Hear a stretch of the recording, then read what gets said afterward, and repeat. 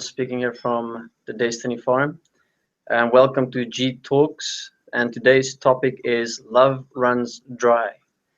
And with me today, I have Tormod, and Tormod has been wanting to talk about Love Runs Dry and what he has seen in relation to how love runs dry. So, Tormod, can you please introduce yourself, say hi to everyone, and then we will start. Hi to everyone. Okay, my name is Tourmode. I live in Norway on planet Earth, and I had a discovery recently. As many of you may know, that with walking process, we take on mind constructs or details are thrown at us, and I was out walking the other day around the water on Little Lake, and I've been carrying with me within my mind sort of this pallet, a old berry pallet. If you don't know what a pallet is something that is used for shipping goods in trucks or in boats or in containers. A pallet, like for trading goods and so on. So I've been carrying with me this pallet for quite some time, and I figured out trying to equalize myself with this pallet. I'm thinking I'm equal in one with this pallet. What is this pallet trying to tell me? What is the story? Is something with trade or finances or whatever is it? So I was walking, and I tried to make this pallet speak, sort of, make it tell myself what's the story with it. Why are you with me here? What are you trying to tell me? And so what I realized at the end of this walk of mine is it was trying to prove to me that it could be a door. It was trying to prove to me and tell me that it could be a door to my heart, to my earth or heart, to my heart. And I thought, a door to my heart, how should that be? And I kept thinking that since I was talking to myself and telling myself that it is healthy to listen to heart once in a very while, to like to hear what it's got to tell you of whatever influences or stories and so on. And so what I realized is that a pallet is like a ventil, sort of, like it flows air through it, sort of. It's openings all around it. There's all openings in it. And with that could function like a door to my heart, because love is a strange thing in this world, because I see many people on Facebook typically living like love, and heart this, heart that, and living very extrovert, like out there, living very much out of themselves, like carrying their heart in their hand, sort of. And that way you will get burned. You will run out of energy, because if you live like that, like love and light all the way, the rainbow warrior or whatever, you will run out of that energy, and that or you will get burned or run dry. So what I realized is that this pallet was trying to tell me that I could have like this ventil system on my heart to listen to my heart and to be aware of my heart. And what also came to my mind was that I was thinking about this Native American saying, Indian saying about if you have two wolves, like yin yang, if you have two wolves, you have one wolf that is bad-tempered, that is greedy, that is bad and monstrous, and you have another wolf that is good and light-hearted and gentle. Which one would you feed? So that's a perspective, and also with like letting out some of that life experience steam to listen to self, listen to heart occasionally, because if you live like heart in your face all the time, wherever you do, wherever you are, that is not honest, and you will get burned out, and you will end up running dry within yourself. So that's a perspective on the love like a ventil sort of, like to use that palette. The palette was trying to tell me that I should perhaps try to ventilize it, because it could be overwhelming to listen to the heart, and it could be like a bluff, like nothing is there. It's all starvation and war and hunger, etc. So there's many dimensions to this, very many dimensions to this. But so what I learned though from carrying this design of a palette is that it was trying to tell me that I could ventilize or portion it out gradually to myself as I go along. Yeah. Okay, it's a very interesting perspective, Tormod. How you've come to this palette and how it's showing you something physical, something real. So for you to assess love and how you explain the heart point is according to taking it from an energy-driven perspective to more of a physical perspective, where you've used this palette, where the palette was showing you more of a practical way of living love and how to give with your heart.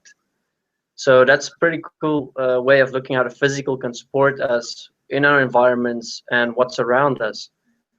So what I'm also getting from your explanation, Tormod, is that you refer to the love and light people, the people that always give love and light, and how you see on Facebook, for example, people are always outbursting in their comments or in their videos, love and light, and they're so out there, right?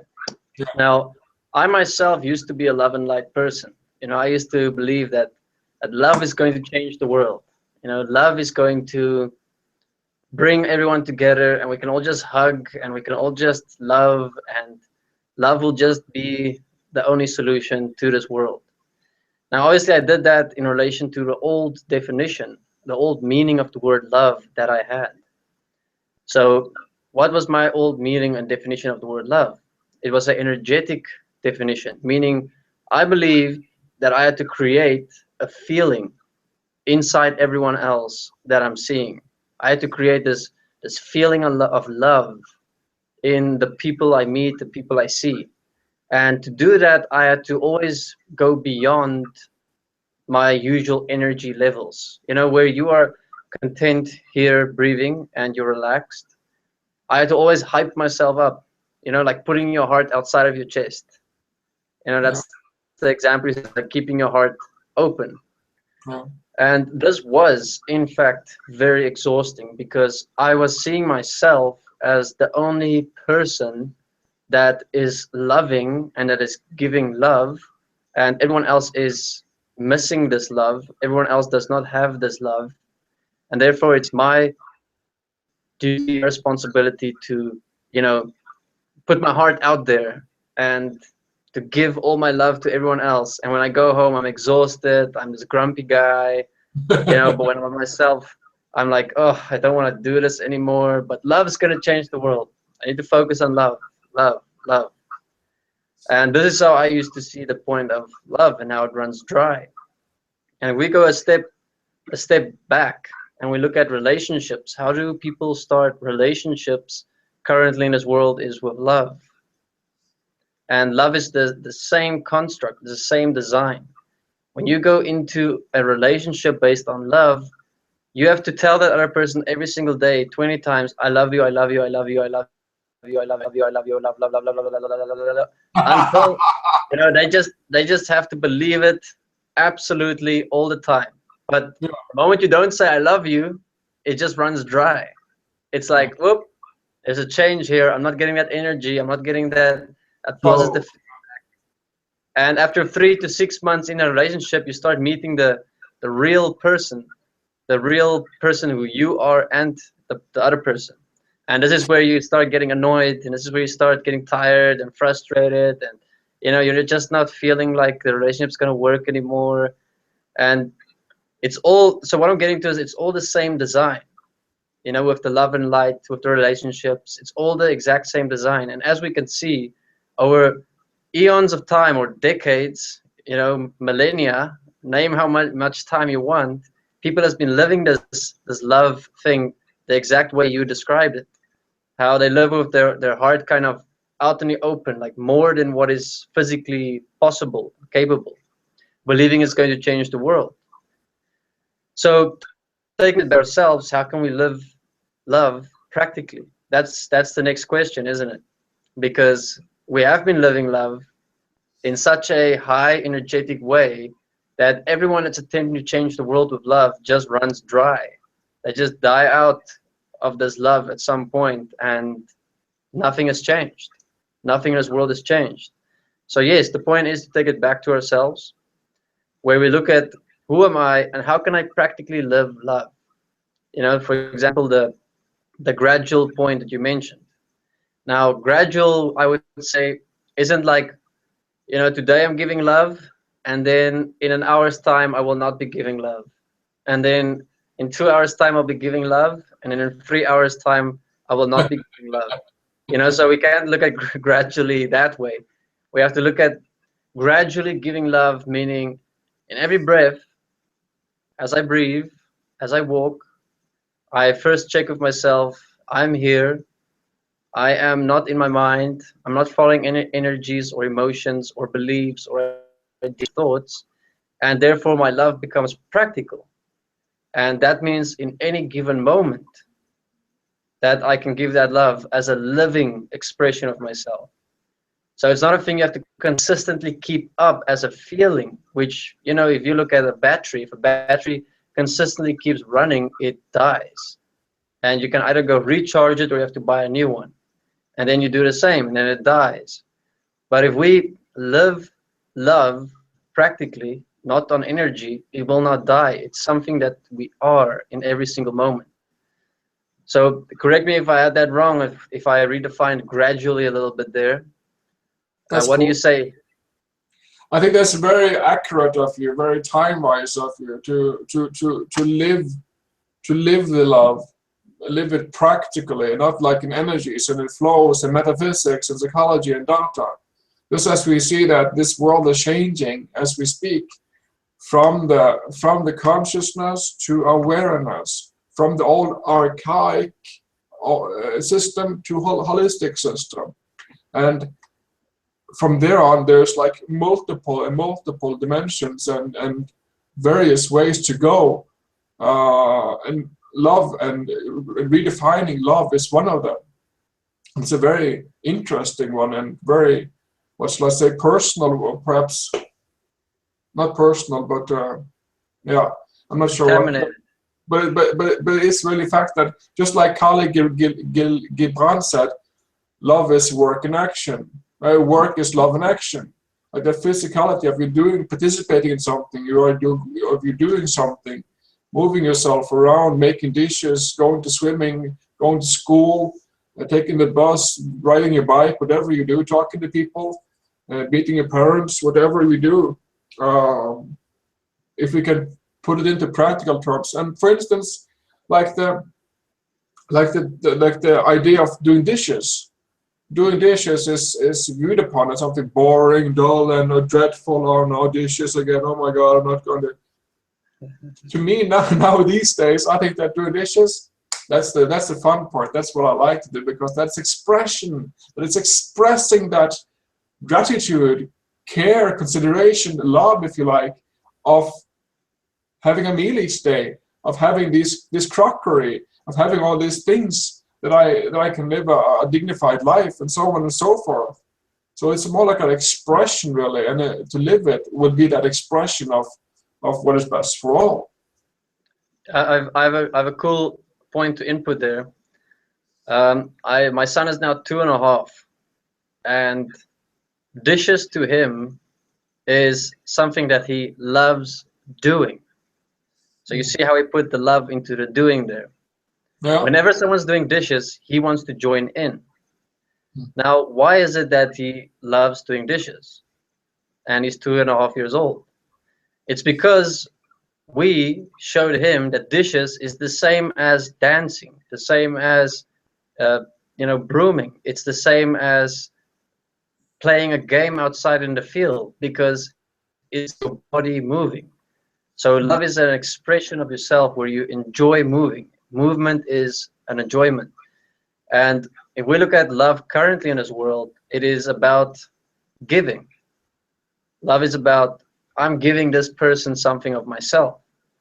So if we redefine love back to a practical point, we can look at love being giving to yourself, giving to others. It is a living thing that you do, and doing dishes is giving. You're giving to yourself those dishes again so that you can use them, so that you can eat food, and then they're dirty, and then you have to wash them. So you must love washing them. You must enjoy washing them because you enjoyed the food, you enjoyed the dishes. So it's an appreciation of life. It's showing that I'm here as life.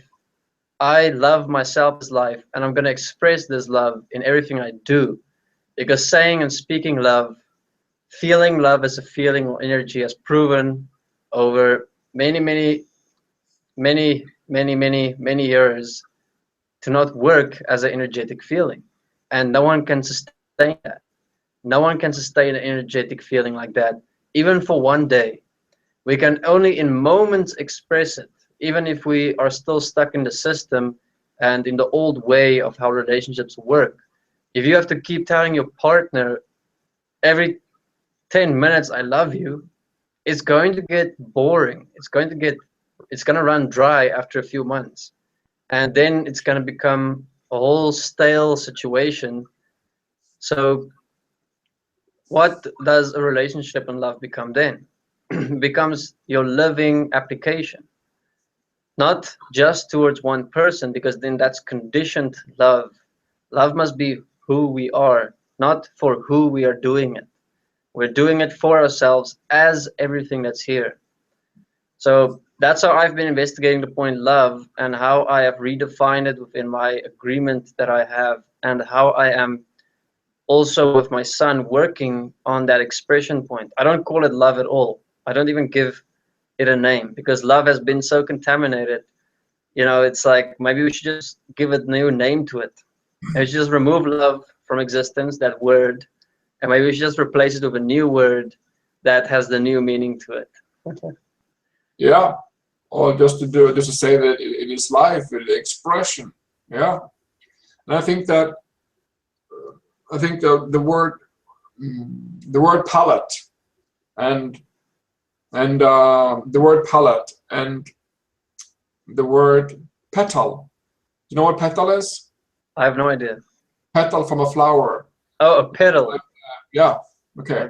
So that's sort of related. And I think about palette and petal, and like blood cells running around my heart, like being pumped out from my heart all the time, which is very much working and expression. So yeah. And also that dimension of self-love, of intimacy, or listening to the body and being intimate with the body, sort of. That is also a dimension of this, because when I lay on my couch or sofa, or I spend time with myself and massage my feet or whatever I do, and I would try to listen to my body in honesty to see what it's trying to tell me, and from that perspective, you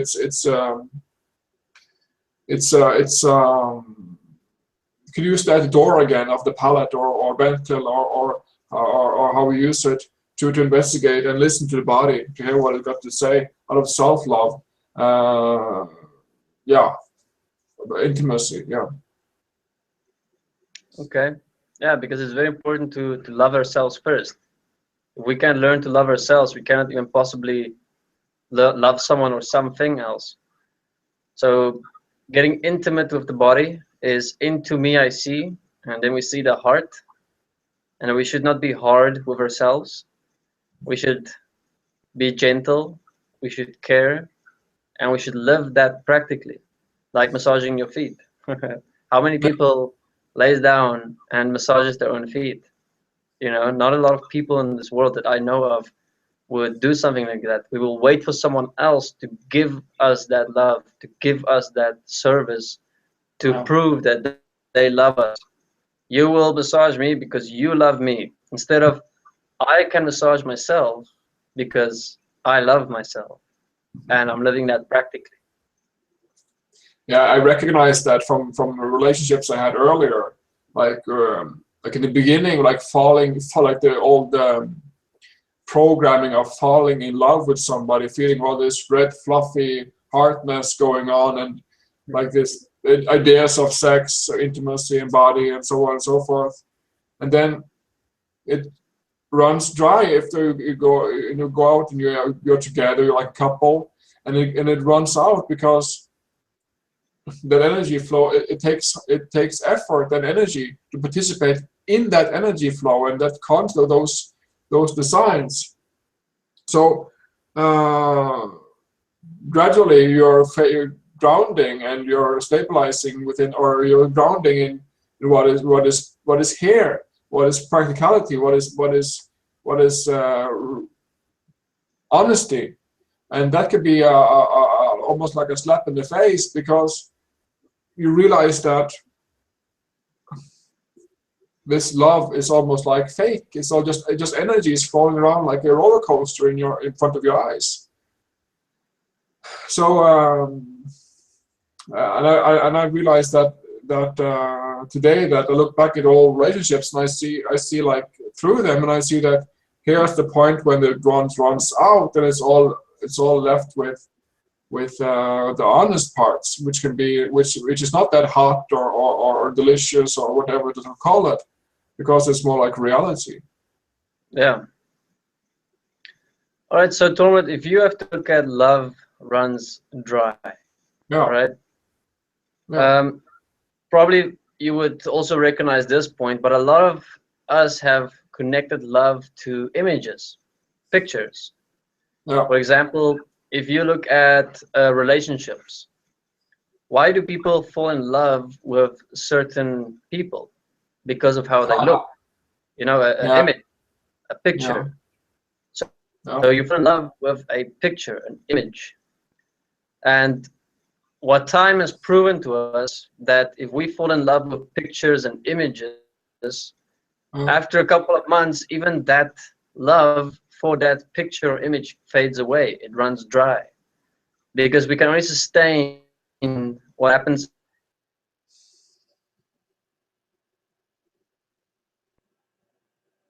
There we lost Gian.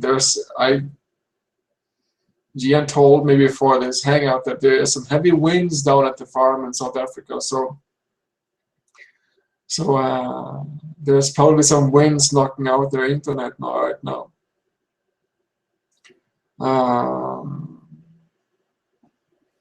Changed. Yeah, we lost you there for a minute. Yeah, I saw. Okay. I got a notification. Good. Am I back? Yes, you're back now. Did you miss anything? Just the video is on a standstill. There you are. There you are. Yeah. We missed about the last 1 minute. Can you hear me? Are you there, Gian? No. Yeah, I'm just joking. I'm still here.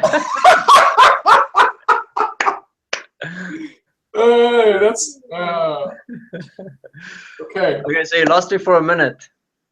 Yeah. All right. So did you miss the part of how what I mentioned about how we fall in love with pictures and images? Yes. Yes. You got that part. That part we have. Yes. All right. Well, that's basically all I wanted to get through, of how we claim that we love something or someone, but in the meantime, it's an image in our mind, and how that image is generating energy the whole time, because it's based on subconscious and unconscious designs from when we were little kids, when we, were influenced by society, by our education, by our parents, by schooling system.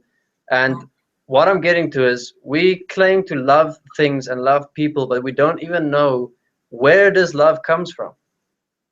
Yet we are willing to give all of our energy and all our participation to this love till it runs dry.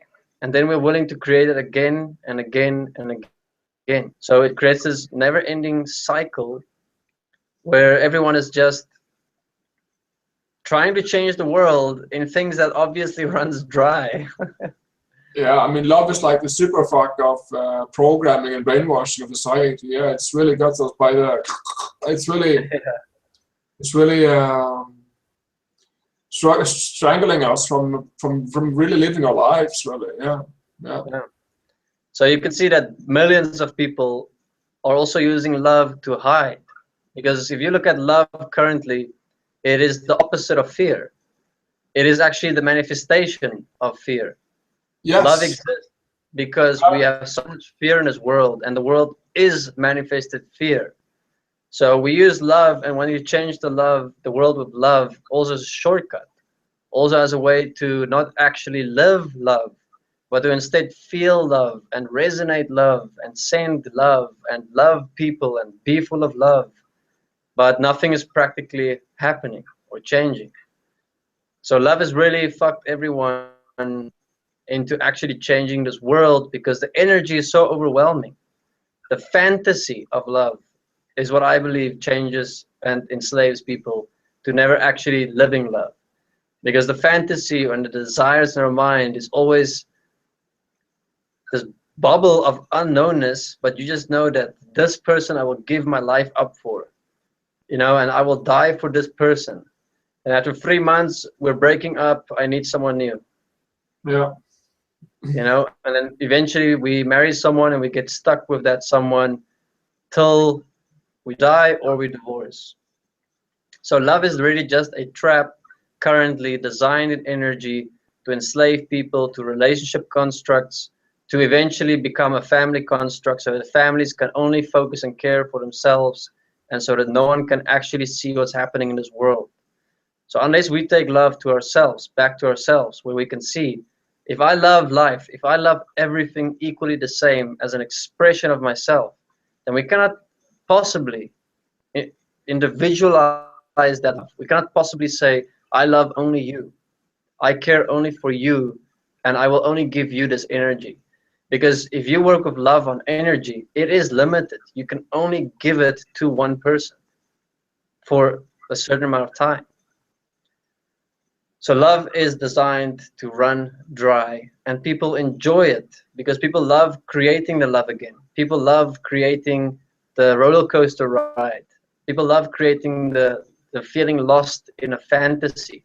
People love not taking self-responsibility. People love everything except what love is supposed to mean in this world, where it is where you love all life equally and living that in every single moment, caring about people equally.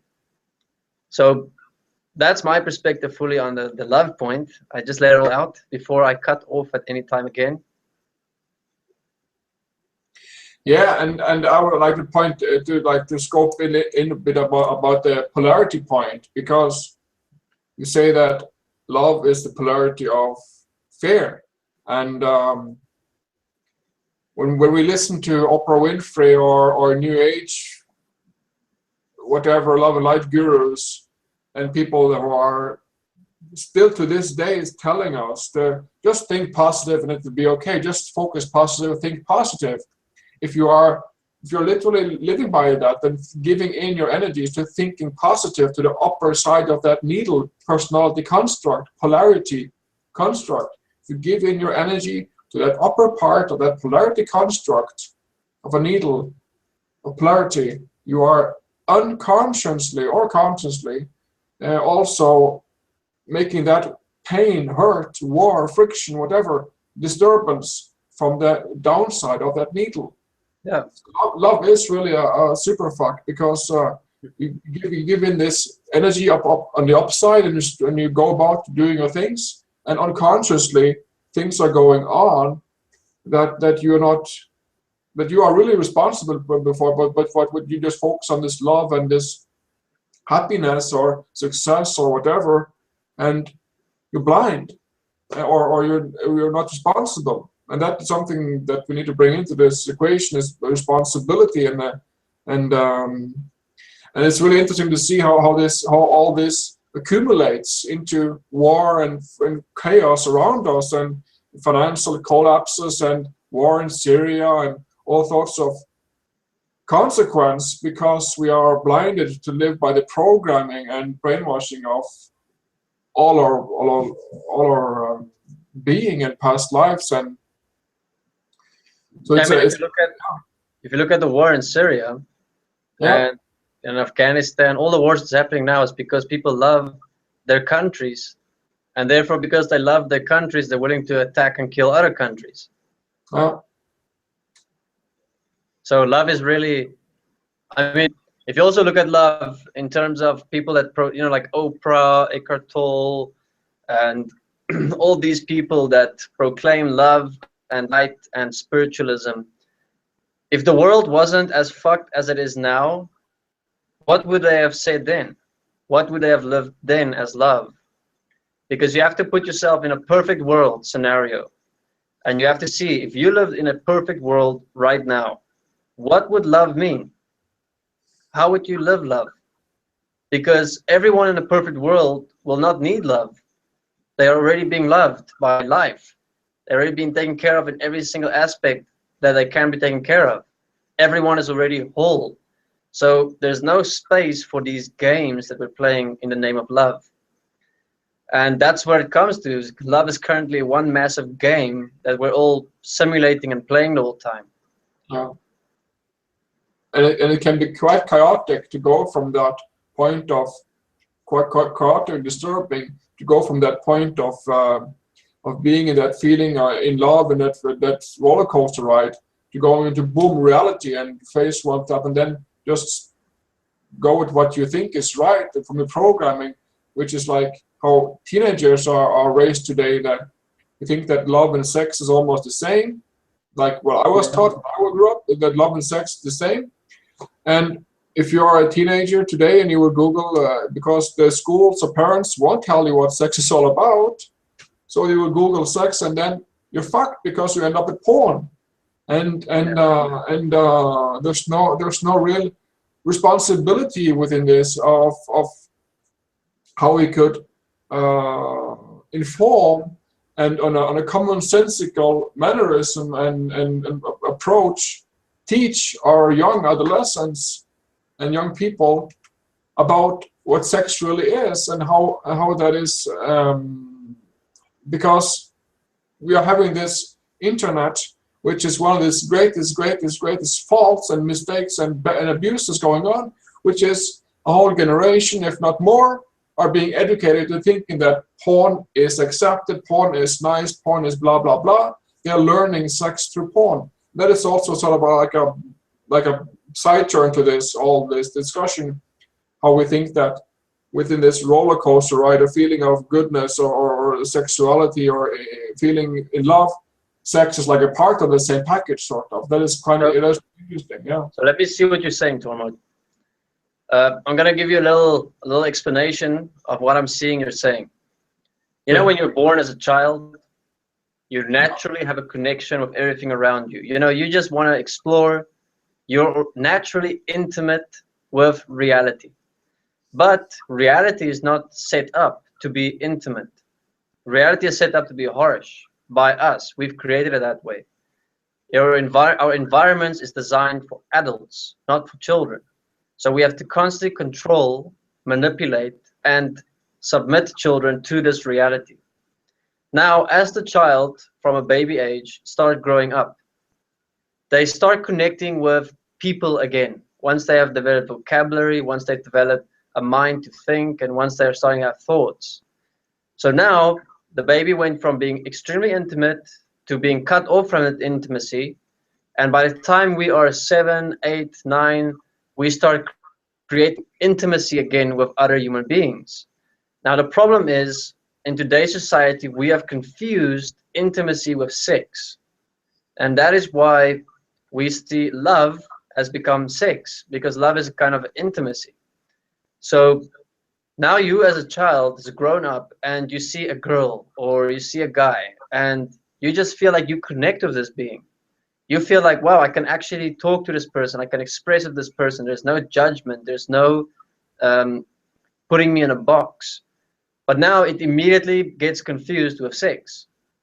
But now society, because of how it is set up in a harsh way to educate and raise children, no one is willing to educate us properly on what is intimacy and what is sex.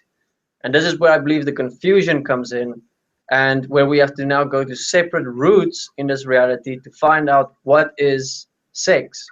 And why would we go look on the internet for sex and what sex means? It's because you as a child has these feelings inside of you that is being confused with every single other thing in your reality. You have no idea what it means, but all you do know is it's about that person that you've met and that you're connecting with and that you feel intimate with. Now, as a child, remember, this intimacy was natural with everyone. Now you're starting to develop it only with one person at a time because you're looking for that which you lost as a child, to be open, transparent, to be able to share, to be able to just be innocent. And now you find it in one person. And now we confuse this intimacy with sex, believing it must be sex, because we stopped experiencing this level of intimacy with everyone and everything in our reality.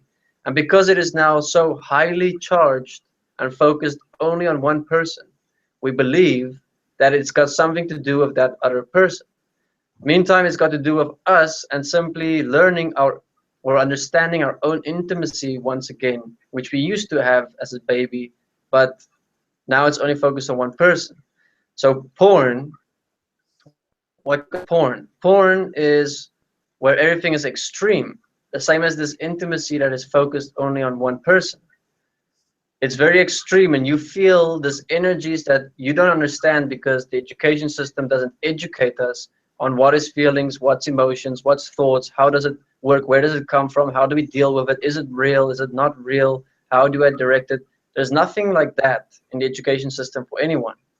So now you're leaving children where you've broken them and you've submitted them to the system to explore these energies now at a later stage by themselves. And this is where porn and love, or sex and love, becomes one and the same thing. But if we realize that we can be that intimate with anyone and that there's nothing to do with sex, imagine the world and how it would be, the love that's being lived then. So yes, we are living in a society that has really screwed us up in multiple levels, just because no one else understands this reality. Tourmode, Yeah. unfortunately, my battery is running low and the Okay. internet is also slow. So I would ask if we can start asking for comments from people Yeah. Good. and to see if we can respond back on that. So please, anyone that has any comments or questions, please ask them now. We will look at them and we will answer them to the best of our ability. Thank you very much. Let us see. There is no questions.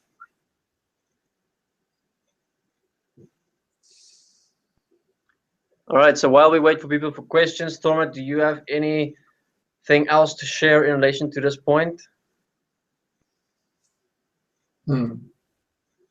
No, it's you explain it very well when you say that how the like the further dimensions from that heart point, or that design, or that society design, that we should sort of follow our hearts and but there's lots of cool things about that, follow your heart, but when you live it like in the programmed way, which everybody does, almost exclusively, then you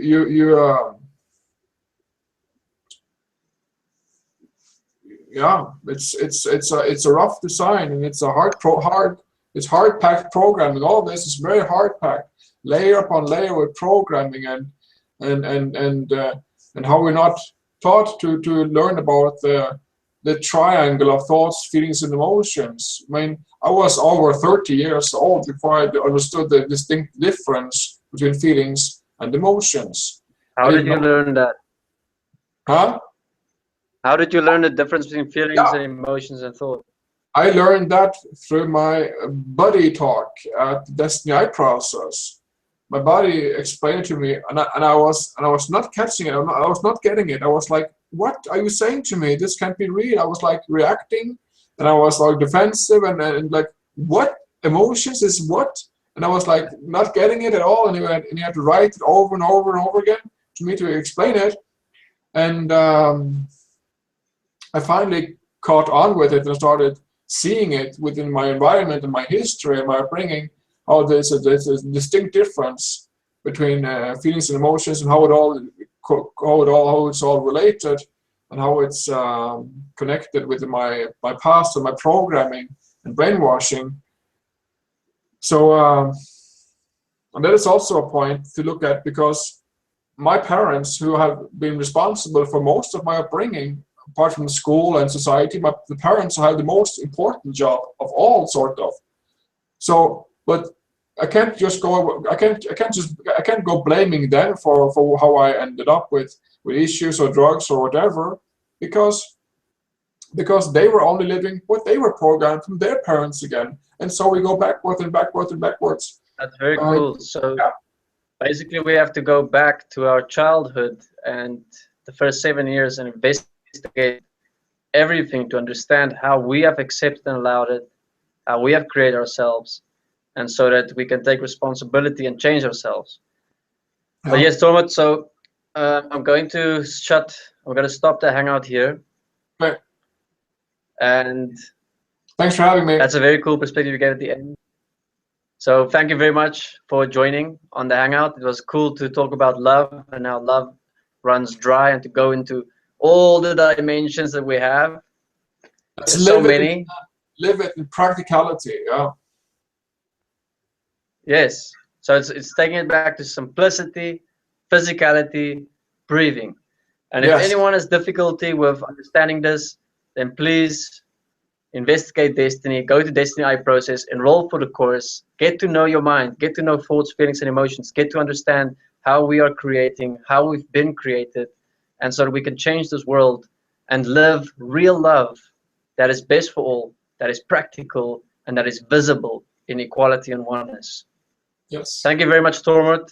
Thanks, guys. Until next time, I hope we can have another chat. Bye, everyone. Bye. Now you can make comments. We didn't get any questions. So have a nice day further. Bye, Tormod. Goodbye, Gian.